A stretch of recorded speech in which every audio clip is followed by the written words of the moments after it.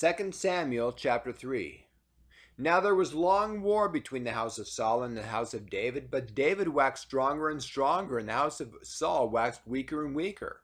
And unto David were sons in Hebron, and his firstborn was Ammon of Ahinoam, the Jezreelites, and his second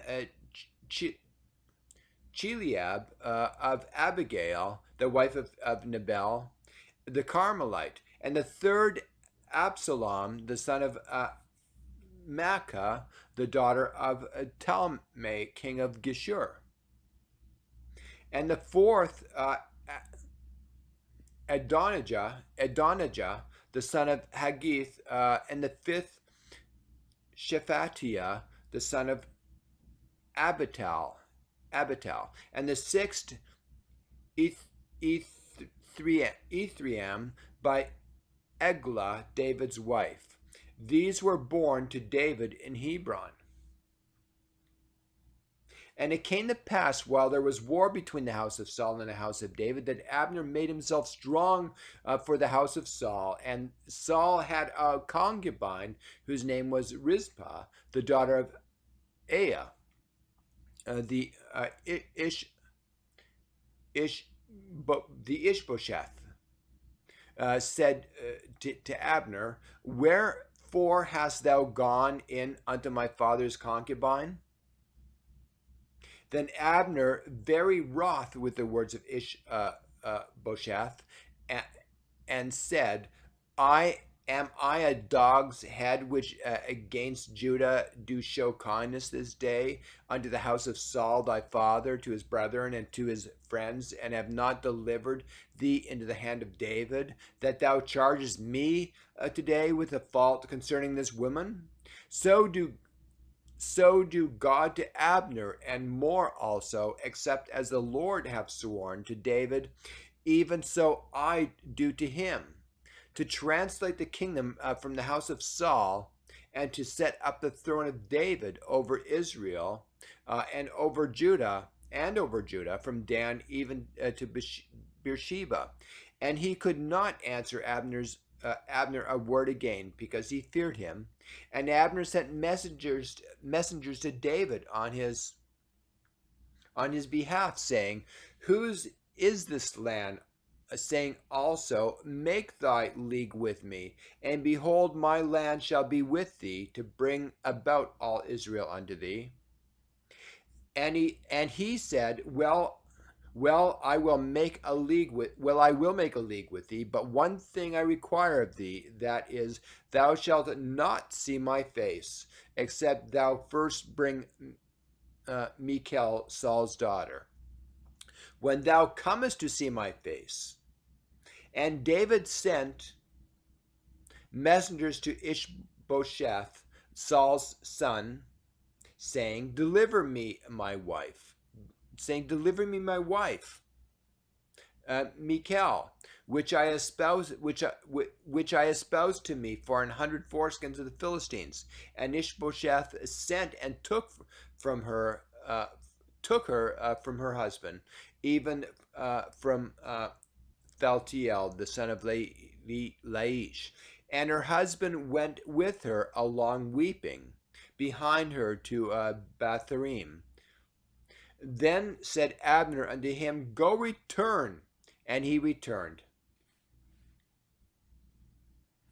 And Abner had communication with the elders of Israel, saying, Ye sought for David in times past to be king over you. Now then do it.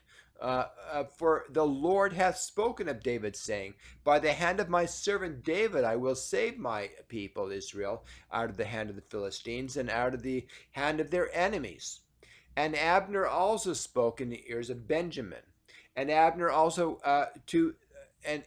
went also to speak in the ears of David in Hebron, all that seemed good to Israel, and that seemed good to the whole house of Benjamin. So Abner came to David to Hebron, and 20 men with him, and David made Abner and the men that were with him a feast. And Abner said unto David, I will arise and go, and will gather all Israel unto my lord the king, that they may make a league with thee, and that thou mayest reign over all that thine heart desireth. And David sent Abner away, and he went in peace. And behold, the servants of David and Joab came from pursuing a troop, and brought in a great spoil with them. But Abner was not with David in Hebron, for he had sent him away, and he was gone in peace. When Joab and all the host was with him were come, they told Joab, saying, Abner the son of Ner came to the king, and he hath sent him away, and he is gone in peace. Then Joab came to the king and said, What hast thou done? Behold, Abner came unto thee. Why is it that thou hast sent him away? And he is quite gone. Thou knowest Abner the son of Ner, that he came to deceive thee, and to know thy going out and thy coming in, and to know all that thou doest. And then Joab was come out of David. He sent messengers after Abner, which brought him again from the well of Sirah, but David knew it not. And when Abner was returned to Hebron, Joab took him aside in the gate to speak with him quietly, and smote him there under the fifth rib, that he died for the blood of Asahel his brother. And afterward, when David heard it, he said, I and my kingdom are guiltless before the Lord forever, from the blood of Abner, the son of Ner. Let it rest on the head of Joab, and on all his father's house, and let there not fail from the house of Joab one that hath an issue, or that is a leper, or that leaneth on the staff, or that falleth on the sword, or that lacketh bread.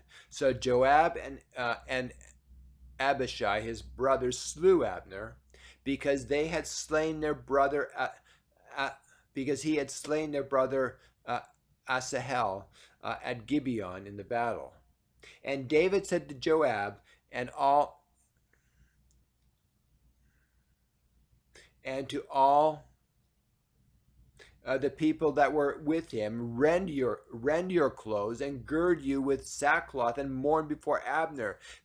And King David himself followed the bier, and they buried Abner in Hebron. And the king lifted up his voice and wept at the grave of Abner, and all the people wept.